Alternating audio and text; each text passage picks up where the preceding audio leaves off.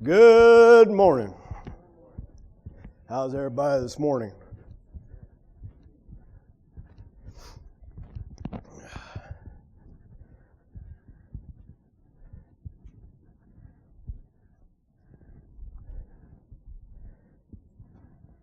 Today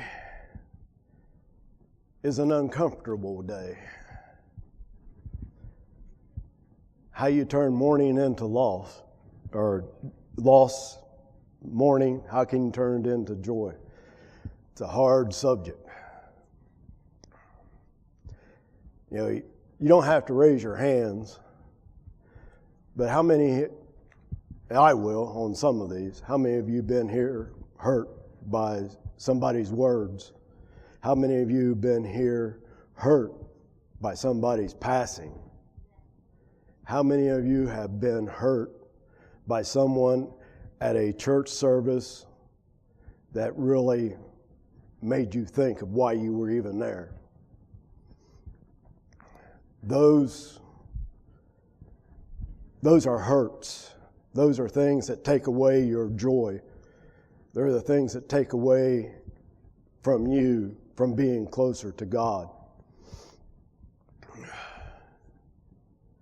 No matter what anybody says, I don't care who it is, no matter what anybody says, you are enough. And why do I say you are enough?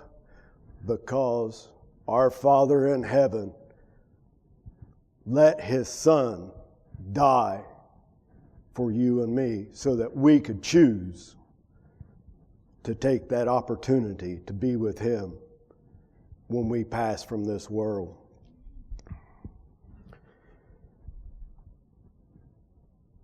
I was told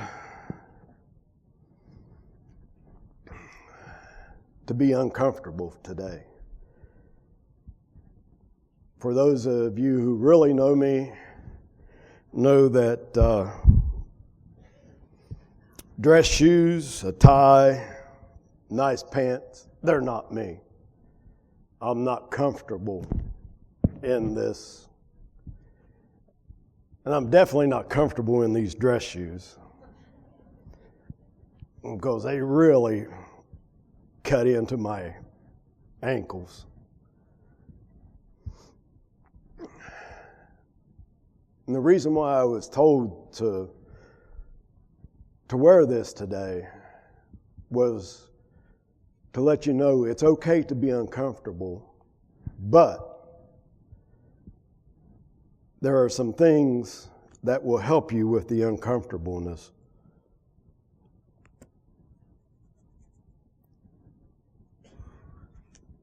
Matthew 7.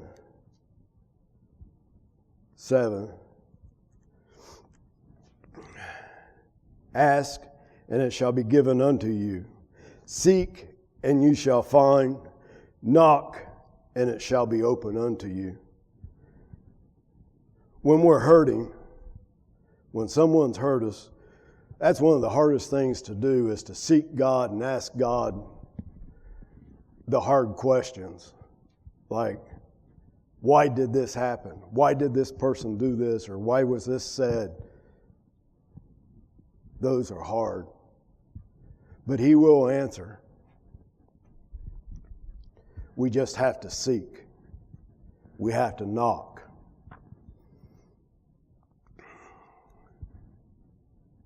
One of the hardest times that I faced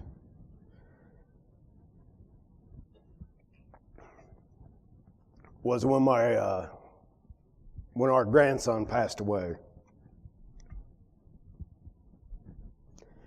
And we were in Florida when this happened, when I got the phone call.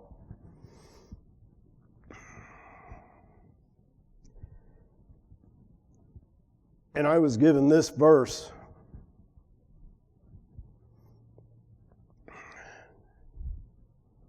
And I let it out. This is Matthew 11:26, or 28, pardon. Come unto me, all you that are labor and heavy laden, and I'll give you rest.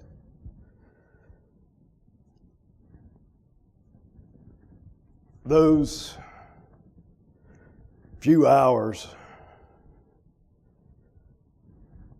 I took to compose myself and told Bev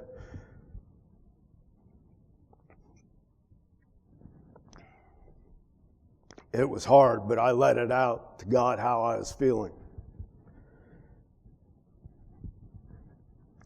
And man, did it hurt when I told her. Then at my weakest moment, he gave me this verse. It comes from Isaiah chapter 41, 29 through 31.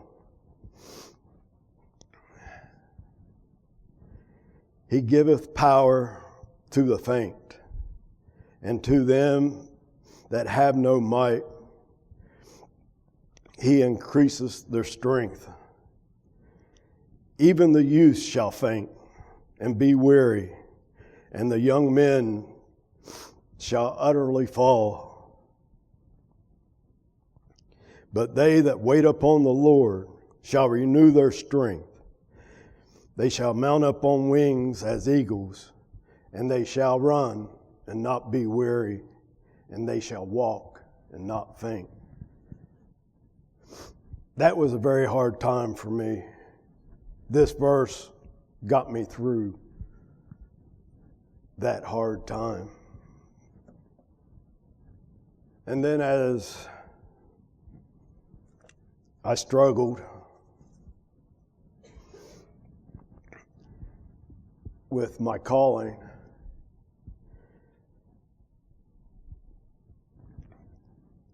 and I was wondering why God called me, after all those years, why God called me.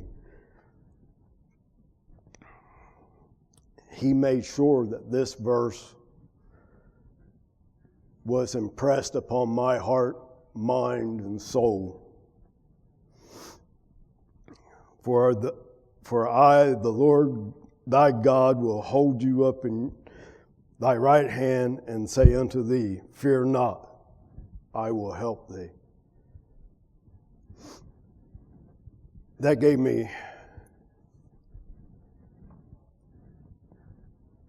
so much strength in that early part of my calling. It gives me strength today when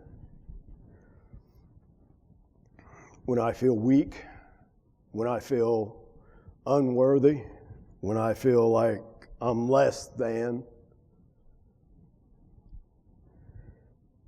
And when I feel like I'm less than and feel like things are a little sideways, there's a psalm that is close and dear to my heart. Psalm 40. I waited patiently for the Lord, and he inclined to me and heard my cry. He also brought me up out of a horrible pit, out of the miry clay, and set my feet upon a rock and established my steps.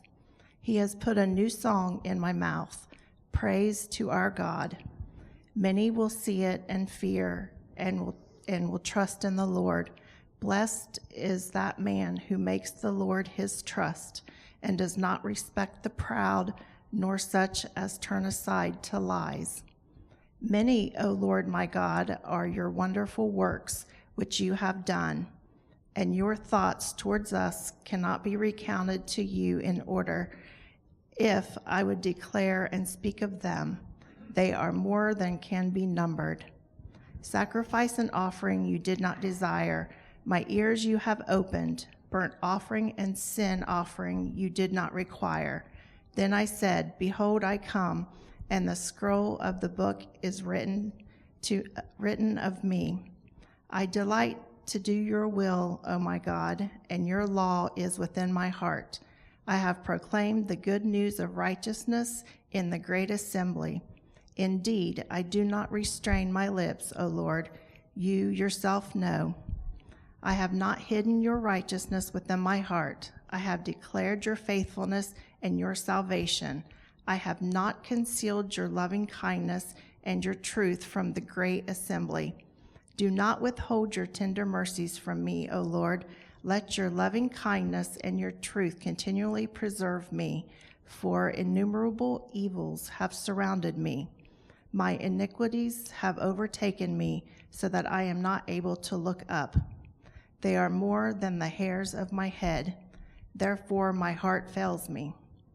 Be pleased, O Lord, to deliver me. O Lord, make haste to help me. Let them be ashamed and brought to mutual confusion who seek to destroy my life. Let them be driven backward and brought to dishonor who wish me evil. Let them be confounded because of their shame who say to me, Aha, aha. Let all who seek you rejoice and be glad in you. Let such as your love, your salvation, say continually, the Lord be magnified. But I am poor and needy, yet the Lord thinks upon me. You are my help and my deliverer. Do not delay, O my God. That chapter, it made me reflect upon my youth when I first committed myself to follow Christ. It was joyful. I was ready. But then the older I got, the more I listened to others, the more I was made to feel less than, the more the weight of this world burdened me in a way that I couldn't explain to anybody. But then I look back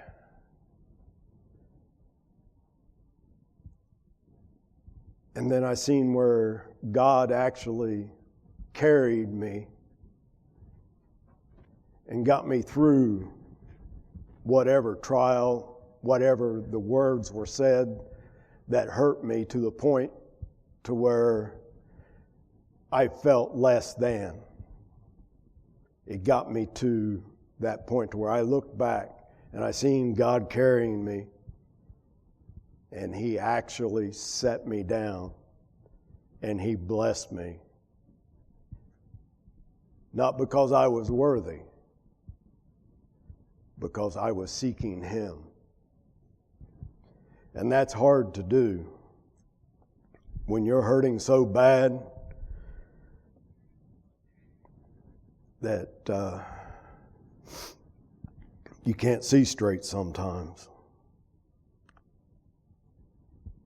This is out of 1 Corinthians 16, or 15, 57 and 58. But thanks be to God, which giveth the victory through our Lord Jesus Christ. Therefore, my beloved brethren, be ye steadfast, unmovable, always abiding in the works of the Lord.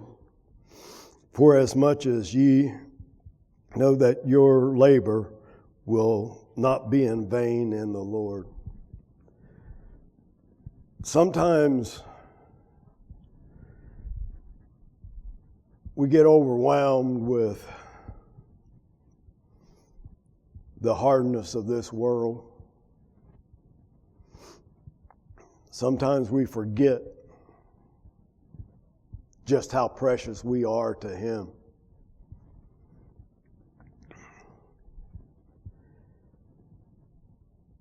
And it leads to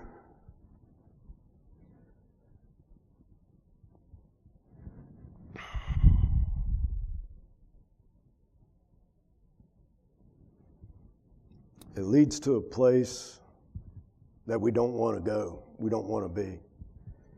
If we close our heart, if we close our mind to what God is actually putting in front of us. Even in these hard times, if we look, we can find God's light. But sometimes we get so angry at ourselves, at our neighbor, or at the world for what happened, that we lose sight on what God is actually trying to put forward to us. In Isaiah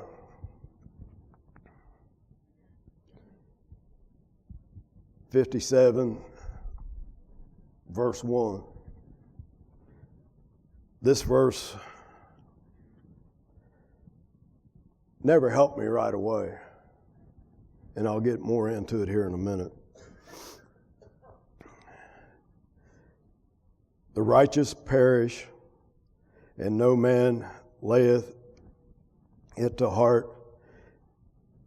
Merciful men are taken away, none considering that the righteous is taken away from the evil to come. I never understood that when I was younger. I really didn't understand it until after my dad passed away.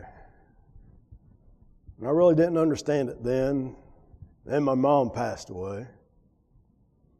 I didn't understand it then. But when my brother passed away, I understood it. And if you knew my brother, he had a big heart. He loved to drink his beer. He loved to tell you what he thought, whether you wanted to hear it or not. But in his last hour of life,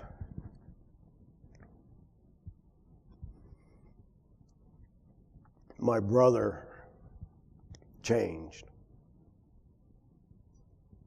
We were baptized when we were young. He committed himself to God when he was young. But the ways of the world, he enjoyed it way too much. But his last hour that I got to spend with him before he took his final breath, he asked one question: up or down? I told him, I said, Andy, it's time to go up. Don't worry about everything back here. Just go up. Just a few moments later, he was gone. And I understood at that moment what Isaiah 57:1 actually meant, because it spoke to me. Yeah, you make bad choices here, but the main choice you make is when you draw your last breath. Do you choose? Who do you choose? Why do you choose it? It's not easy. There's nothing in this world that is easy. Some of us struggle harder than others at times. And we ask and we cry out to God, why? Why, God? Why? Why is this happening to me? His answer is, because you're enough. You are enough. I gave my son so that you could have the opportunity to be here with me. You are enough. Don't let the worries, the troubles of this world hold you back. Keep praising me, keep looking to me, and I will get you through every single trial, tribulation, stumble, fall. I will get you through. There's no man on this earth that will get you through this. There's no woman on this earth that will get you through this.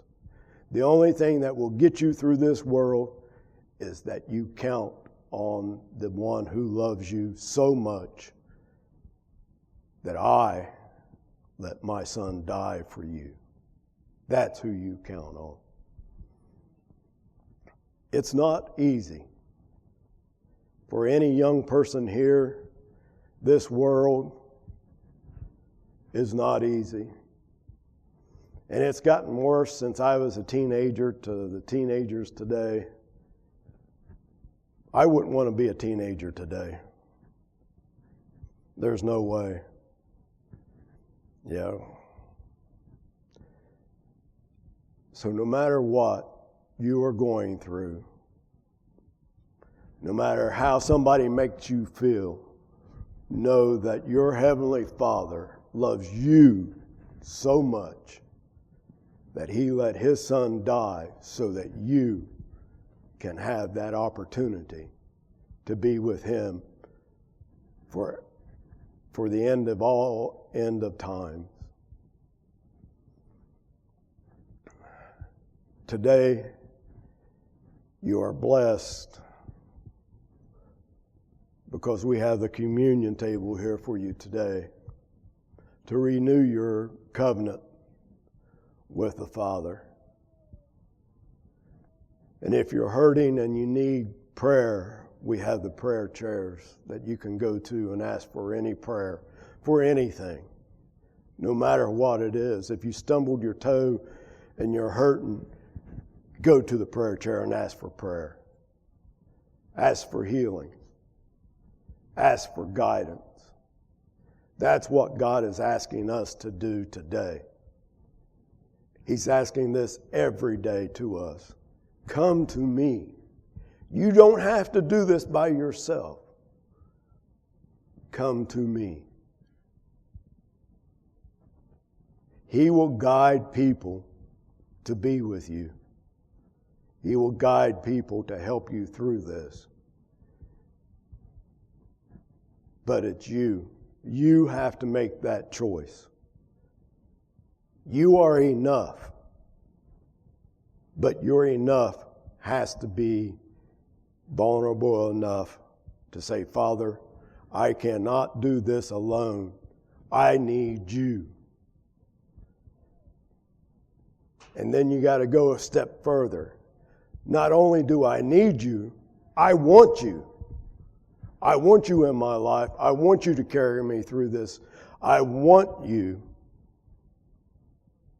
to pick me up when I can't take another step. Because my heart hurts so bad that the only thing I can do is cry. I want to leave you with this one last thought. Not only are you good enough,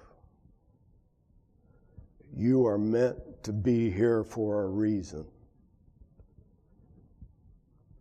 And that reason is to honor the Father, sometimes through action, sometimes through words, but always in your heart. Give your heart, for that is all He asks.